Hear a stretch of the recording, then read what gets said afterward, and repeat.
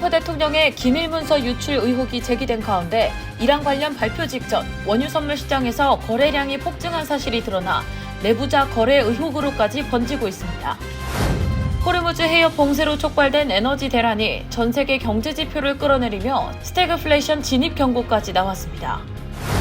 미국과 이란 간 종전 협상이 추진되고 있는 가운데 이란은 트럼프 대통령이 제시한 15개 종전 조건을 거부하고 역제안을 했습니다. 백악관은 협상이 불발될 경우 전례 없는 공격을 경고했습니다. 트럼프 대통령이 현재 미 주요 공항에 이미 배치한 아이스 요원에 더해 주 방위군까지 추가 투입할 수 있다고 밝혔습니다. 새로 취임한 멀린 국토안보부 장관이 셧다운의 돌파구를 찾을 수 있을지 주목됩니다. 도널드 트럼프 대통령의 자택 마라라고 리조트가 있는 플로리다주 공화당 강세 지역에서 민주당이 승리를 거두며 정치적 파장이 주목됩니다. 뉴저지 팰리세이즈 파크에서 20대 한인 보행자가 차량에 치여 중상을 입은 가운데 페팍타운 정부가 퇴근 시간대 브로드 애비뉴 경찰 배치 확대와 주차 무료화 조치를 잇따라 내놨습니다. 줄리원 뉴욕시의원의 연방하원 도전을 지지하는 한인선거대책본부가 어제 플러싱에서 기자회견을 열고 한인 커뮤니티의 결집과 후원을 호소했습니다. 뉴욕 뉴저지주에 잠자고 있는 돈, 이른바 미청구 자산이 수십억 달러에 달하는 것으로 나타났습니다. 누구나 무료로 확인할 수 있으며 손쉽게 청구할 수 있습니다.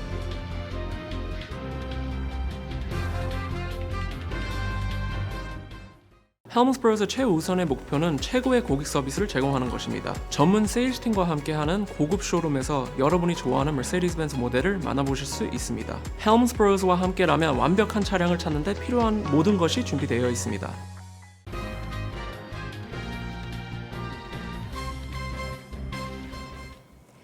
안녕하십니까. KBTV 뉴스9 신영주입니다.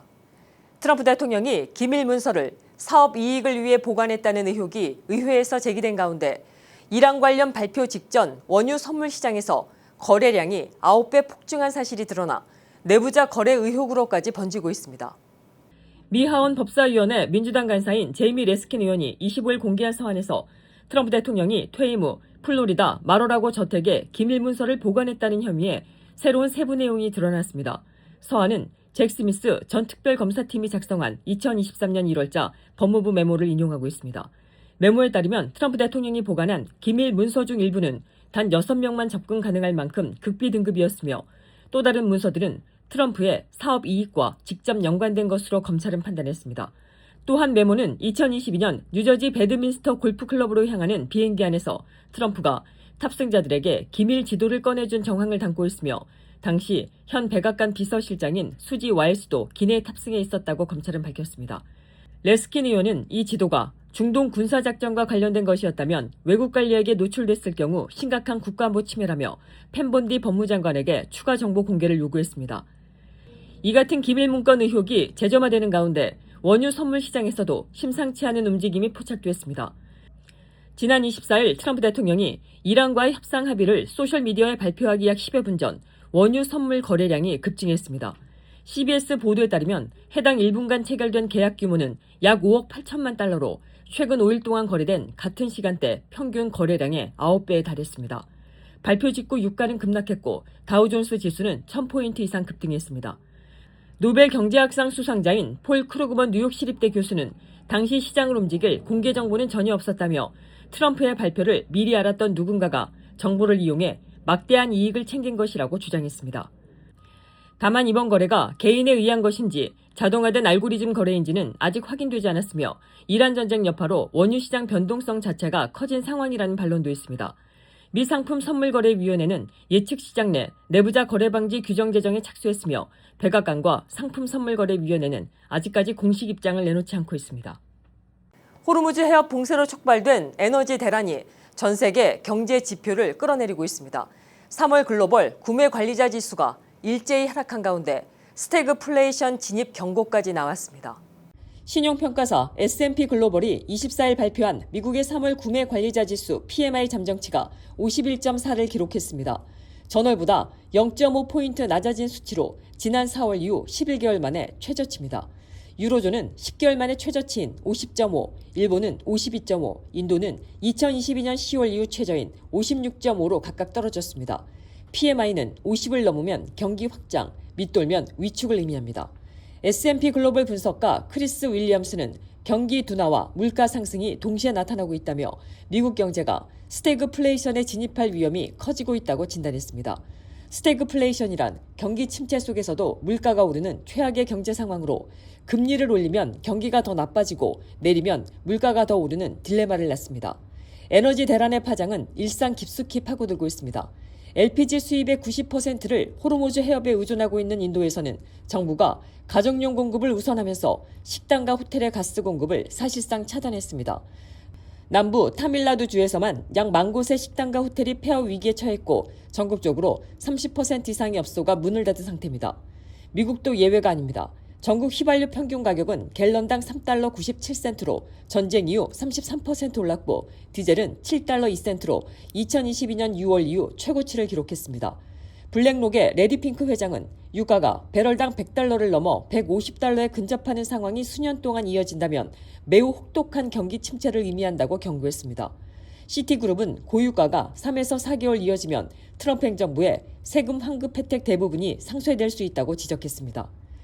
에너지 충격이 소비 둔화를 넘어 정책 효과까지 잠식하는 국면으로 접어들면서 스태그플레이션의 우려는 당분간 가라앉기 어려울 전망입니다. 최근 미국과 이란 간의 전쟁 종식 협상이 추진되고 있는 가운데 양측의 입장차가 여전히 좁혀지지 않아 긴장감이 고조되고 있습니다. 중동 지역뿐만 아니라 국제 안보에도 큰 영향을 미칠 중대한 변수가 될 전망인데요. 극적인 합의로 전쟁이 끝날지 아니면 지상전 수렁으로 빠질지 이번 주 회담이 전 세계 초미의 관심사로 떠오르고 있습니다. 김은지 기자가 전해드립니다. 미국과 중동 중재국들은 이르면 오는 26일 이란과의 고위급 평화회담 개최를 추진하고 있는 것으로 전해집니다. 회담 장소는 이번 사태의 핵심 중재국으로 부상한 파키스탄의 수도 이슬라마바드가 유력하고 대안으로는 튀르키예가 거론되고 있으며 미국 측에서는 JD 벤스 부통령, 마코 루비오 국무장관과 중동 특사 등 외교 핵심 인사들이 직접 협상에 참여할 가능성이 높은 상황입니다. 트럼프 행정부는 지난 몇 주간 이란의 3대 핵시설 해체, 우라늄 농축 중단, 탄도미사일 개발 중단 등 15개 종전 조건을 포함한 협상안을 준비했고 파키스탄이 이를 이란에 전달했지만 이란은 미국에 다시 속고 싶지 않다며 미국의 진정성에 강한 의구심을 표한 뒤 거절 의사를 밝혔고 대신 5개 조건을 역제안했습니다. 이란이 제시한 조건은 공격과 암살의 완전 중단, 전쟁 재발 방지를 위한 구체적 보장, 전쟁 피해에 대한 명확한 배상, 영내 모든 전선 및 저항 세력에 대한 교전 종료, 호르무즈 해협에 대한 이란의 주권 인정 등입니다.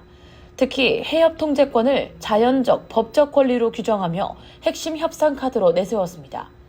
이란 국영 매체는 정치 안보 고위 당국자를 인용해 이란은 스스로 결정할 때 그리고 자국의 조건이 충족될 때에만 전쟁을 끝낼 것이라며 그 이전에는 어떠한 협상도 없다고 보도했습니다.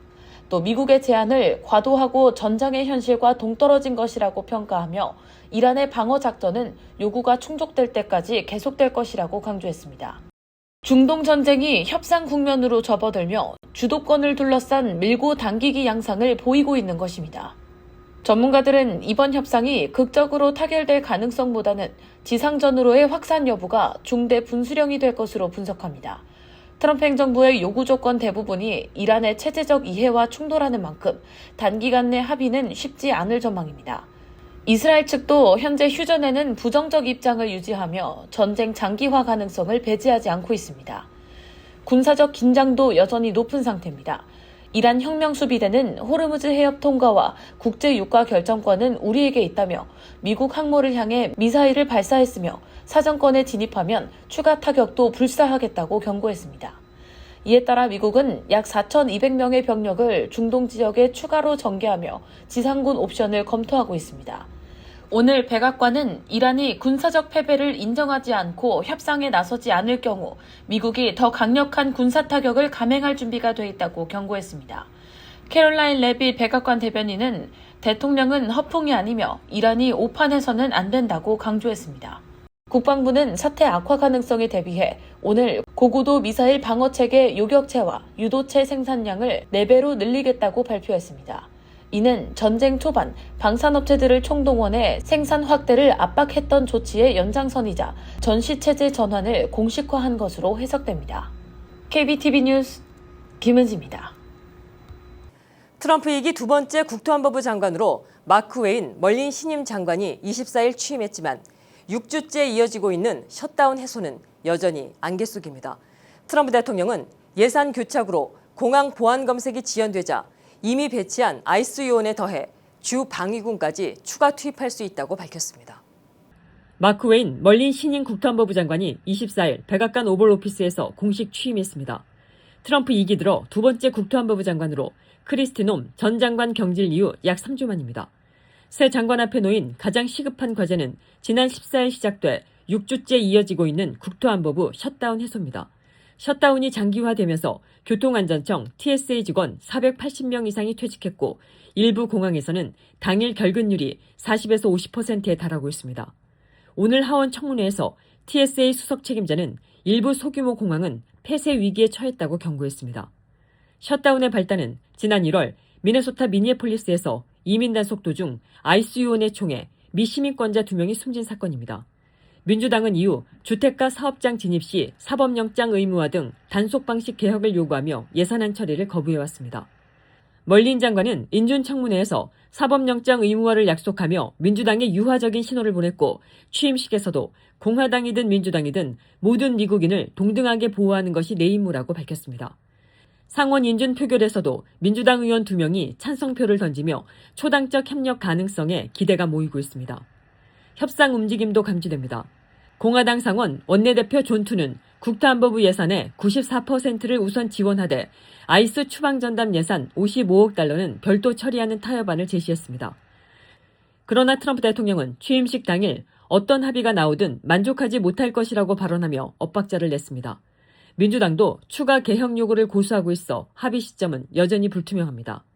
멀린 장관은 오클라호마 출신으로 연방 하원 5선을 거쳐 상원의원을 지냈으며 상원에서 여야를 아우르는 관계로 알려진 만큼 6주째 이어진 셧다운의 돌파구를 마련할 수 있을지 주목됩니다.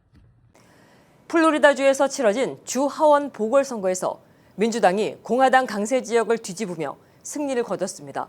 특히 도널드 트럼프 대통령의 자택 마러라고 리조트가 있는 공화당 강세 지역에서 민주당이 승리하면서 정치적 파장이 주목됩니다. 보도에 김은지 기자입니다. 플로리다주 제87선거구 주하원 보궐선거에서 민주당의 에밀리 그레고리 후보가 트럼프 대통령의 지지를 받은 공화당의 존 메이플스 후보를 꺾고 당선됐습니다. 24일 실시된 이번 선거에서 그레고리 후보는 개표가 거의 완료된 가운데 약 2.4%포인트 차 51%대 49%의 접전을 펼친 끝에 승리를 확정지었습니다. 투표율은 예년보다 높았으며 무당층과 젊은 유권자 표심이 승부를 갈랐다는 분석이 나오고 있습니다. 앞서 트럼프 대통령은 이번 선거가 아주 특별한 선거라고 강조하며 공화당 지지에 나섰지만 결국 민주당이 승리했습니다. 이번 선거는 트럼프 대통령의 자택인 마러라고 리조트가 포함된 지역에서 치러졌다는 점에서 전국적인 관심을 모았습니다. 해당 지역은 전통적으로 공화당 강세 지역으로 2024년 대선에서도 트럼프 대통령이 카멜라 해리스 당시 부통령을 약 9에서 11%포인트 차로 앞섰던 곳입니다. 공석이 되기 이전에도 해당 선거구는 공화당 의원이 차지하고 있었던 만큼 이번 결과는 단순한 접전 이상으로 트럼프 대통령의 영향력에 대한 시험대라는 평가도 나옵니다. 전문가들은 최근 미 이스라엘과 이란의 전쟁 장기화로 인한 유가 상승과 물가 부담이 유권자 표심에 영향을 미쳤을 가능성을 제기하고 있습니다. 특히 경제 부담이 커지는 상황에서 여당에 대한 견제 심리가 작용했을 수 있다는 분석입니다. 또 이번 보궐선거 결과가 단순한 지역 선거를 넘어 오는 11월 선거를 앞둔 전국 정치 판세의 변화를 보여주는 신호일 수 있다고 분석하고 있습니다. KBTV 뉴스 김은지입니다. 뉴저지 펠세스 파크에서 또 한인 보행자가 차에 치여 중상을 입었습니다. 펠팍 씨는 잇따른 사고에 대응해 경찰 배치 확대와 주차 무료화를 잇따라 내놨습니다. 계속해서 김은지 기자가 보도합니다. 차도 위에 힘없이 쓰러진 여성, 경찰관 3명이 달려와 응급조치를 시행했습니다. 지난 23일 오후 6시 30분경 팰리세이드 파크 브로드 애비뉴와 이스트 루비 애비뉴 교차로에서 횡단보도를 건너던 25세 한인 여성이 북쪽으로 직진하던 차량에 치였습니다. 피해자는 광대뼈 등 얼굴을 심하게 다쳐 인근 병원 중환자실로 후송됐으며 24일 현재 다행히 안정을 되찾은 것으로 전해졌습니다. 사고 직후 현장에서는 마이클 리 경사가 자신의 제복 상의를 벗어 피해자를 감싸며 안정을 돕는 모습이 목격됐습니다. 운전자는 현장에 남아 경찰 조사를 받았고 펠팍 경찰은 리치필드에 거주하는 44세 여성 운전자에게 보행자 양보 의무 태만, 부주의 운전, 차량 안전상태 미비 등 총 4건의 소환장을 발부했습니다. 펠팍에서는 한인 보행자 사고가 끊이지 않고 있습니다. 지난해에는 그랜드 애비뉴와 센트럴 블라바드 교차로에서 70대 한인 남성이 SUV에 치였고 2024년에는 그랜드 애비뉴와 헨리 애비뉴 교차로 인근에서 50대 한인이 차에 치여 숨지는 사고가 발생하기도 했습니다. 펠팍타운 정부는 이번 사고 직후 보행자 안전 대책 마련에 나섰습니다. 오는 30일 월요일부터 오후 6시에서 9시까지 브로드 애비뉴와 헨리 애비뉴, 워싱턴 애비뉴, 하워드 애비뉴 등 3개 교차로에 특별 경찰과 교통단속 요원을 배치해 보행자 안전을 직접 돕기로 했습니다. 이와 함께 펠팍 시의회는 오후 6시부터 오전 10시까지 주차 미터기 요금을 받지 않는 안건을 찬성 4표, 반대 1표, 기권 1표로 가결시켰습니다. 폴 김 시장이 직접 제안한 이 조치는 오는 6월 30일까지 시범 운영될 예정으로 지역 상권 활성화와 보행자 안전을 동시에 도모하기 위한 조치라고 설명했습니다. 폴 김 시장은 경찰이 거리로 나와 보행자 안전을 직접 챙기도록 지시했다며 구체적인 안전 대책을 조속히 시행하겠다고 밝혔습니다. KBTV 뉴스 김은지입니다. 줄리원 뉴욕시의원의 연방 하원 도전을 지지하는 한인선거대책본부가 어제 플러싱에서 기자회견을 열고 한인 커뮤니티의 결집과 후원을 호소했습니다.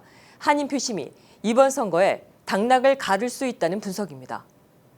현직 나디아 벨라스케스 의원의 은퇴로 공석이 된 뉴욕 연방하원 7선거구, 퀸즈 서부와 브루클린 북부를 아우르는 이 선거구에 현직 뉴욕시의원 줄리원이 도전합니다. 줄리원 후보 한인선거대책본부는 24일 퀸즈 산수갑사투 식당에서 기자회견을 열고 뉴욕주 최초의 한인 연방하원 의원을 우리 손으로 배출할 수 있는 절호의 기회라며 한인 커뮤니티에 적극적인 참여를 촉구했습니다. 선대 본부장을 맡은 이연타 퀸즈 한인회장은 6월 30일까지 한인회장 직무를 휴직하고 선거 지원에 전력을 다하겠다고 밝혔습니다. 지금 줄리원 의원께서 시의원을 의정을 통해서 검증된 능력으로 연방 하원 의원에 도전합니다. 우리 한인 사회의 역량을 총집결해서 반드시 승리할 수 있도록 많은 관심과 응원과 지지를 당부드립니다. 선대본부는 이날 구체적인 선거 전략도 내놨습니다. 민주당 예비선거 투표자를 약 8만 명으로 가정하면 당선에는 3만 5천에서 4만 표가 필요할 것으로 보이며 당락을 가를 표차는 5천에서 6천 표 안팎에 불과할 것으로 예상됩니다. 지역군의 한인 유권자가 최대 2만 2천 명에 달하고 실제 투표로 이어질 경우 최대 7천 표의 결집이 가능한 만큼 한인 표심이 캐스팅 보트가 될 수 있다는 분석입니다. 현재 경선은 줄리원, 안토니오 레이노소 브루클린 보로장, 클리어 발데스 주 하원의원의 3파전이 될 것으로 예상됩니다. 줄리원 후보는 보육부터 의료, 주거, 노동까지 전생에 걸친 복지체계 구축, 이른바 평생 돌봄을 핵심 공약으로 내걸고 있습니다. 후보 등록에 필요한 청원서 1250장에 4배가 넘는 5300장 이상을 이미 확보한 상태입니다. 한인 후원 행사는 오는 27일 저녁 6시 반 플러싱 노던 블루버드의 디모스 매너 연회장에서 열립니다. 뉴욕주에 잠자고 있는 돈, 이른바 미청구 자산이 100억 달러에 달하는 것으로 나타났습니다. 뉴저지에도 약 63억 달러가 누적된 것으로 집계됐는데요. 미청구 자산은 오래된 은행 계좌, 미수령 수표, 주식, 미사용 기프트카드 등 다양한 형태로 나와 방치된 돈입니다. 누구나 무료로 확인할 수 있으며 손쉽게 청구할 수 있습니다. 1940년대까지 검색이 가능해 오래된 자산을 발견할 가능성도 있습니다. 보도에 김은지 기자입니다. 뉴욕주 감사원이 발표한 자료에 따르면 현재 뉴욕 주정부가 보관 중인 미청구 자산이 약 100억 달러에 달하며 3,400만여 개 계좌에 묶여 있는 것으로 집계됐습니다. 이른바 잠자는 돈으로 불리는 미청구 자산은 오래된 은행 계좌, 미수령 수표, 주식, 사용하지 않은 기프트 카드 등 일정 기간 방치돼 주정부로 이관된 자금을 뜻합니다. 해당 자산은 수수료나 기한 제한 없이 언제든 본인 또는 상속인이 청구할 수 있습니다. 특히 지난 1월부터 시행된 뉴욕 주법에 따르면 $250 이하의 소액 자산의 경우 별도의 신청 절차 없이 자동으로 우편 발송되도록 변경됐습니다. 기존에는 주민들이 웹사이트를 통해 직접 미청구 자산을 신청해야 했지만 이제는 신청 없이도 자동 지급받을 수 있도록 절차가 간소화된 것입니다. 지역별로 보면 뉴욕시에서는 맨해튼 주민들의 미청구 자산이 약 $30억 가장 많았고 브루클린과 퀸즈도 각각 $10억 이상의 미청구 자산이 있는 것으로 나타났습니다. 브롱스와 스태튼 아일랜드 지역은 약 $7억인 것으로 집계됩니다. 롱아일랜드 역시 $10억 이상의 미청구 자산이 남아있는 것으로 확인됐습니다.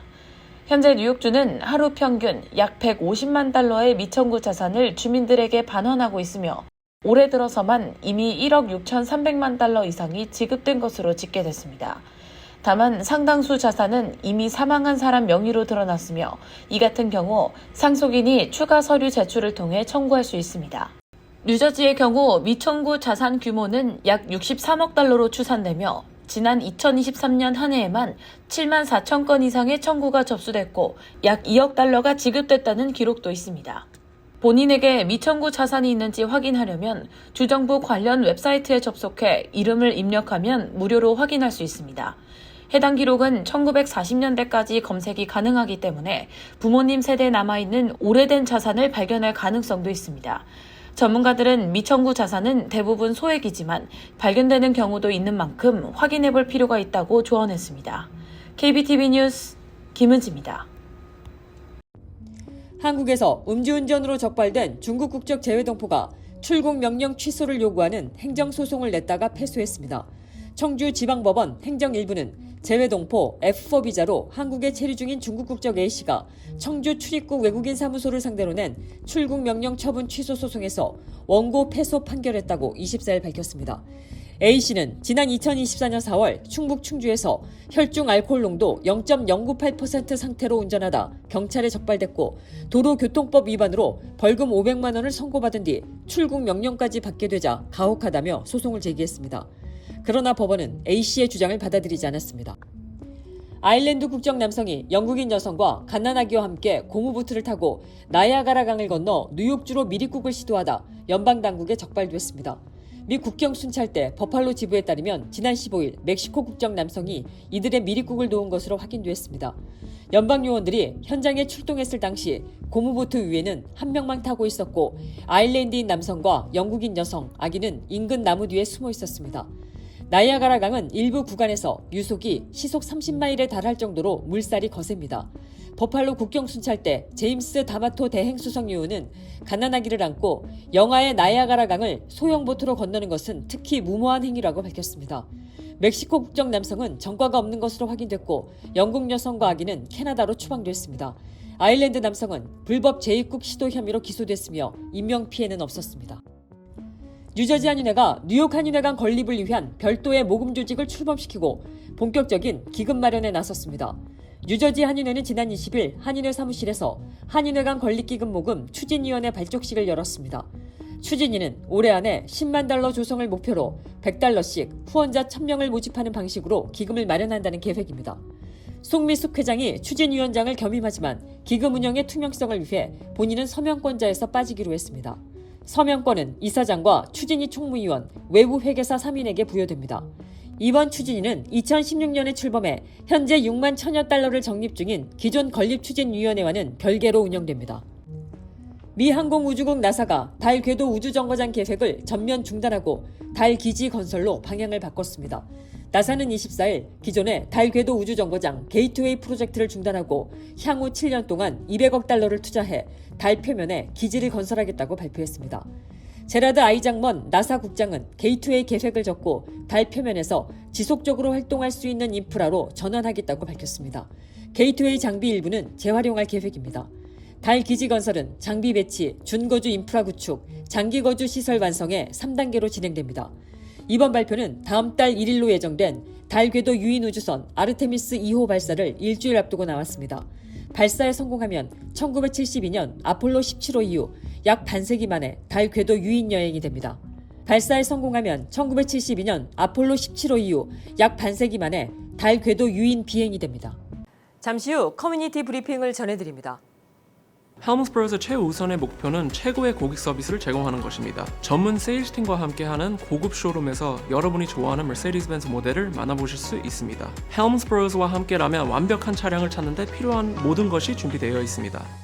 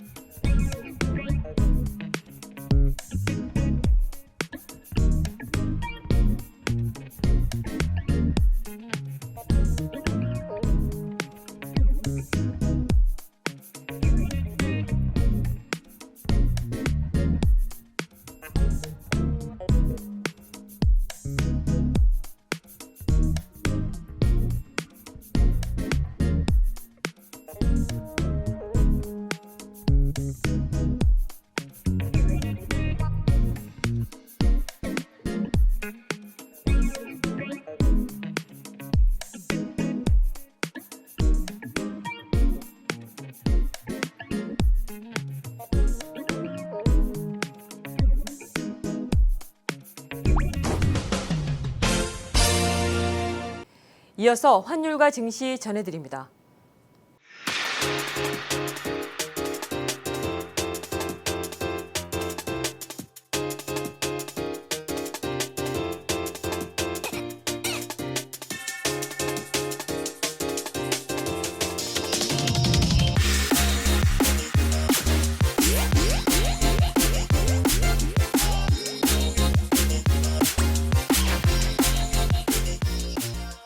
계속해서 뉴욕과 뉴저지 날씨 전해드립니다.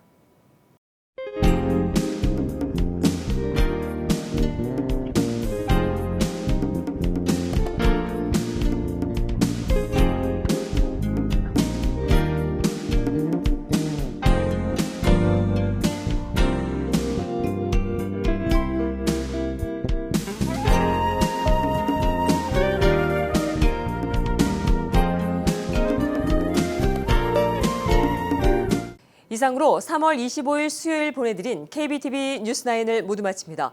오늘도 시청해 주셔서 감사합니다. 편안한 밤 되십시오.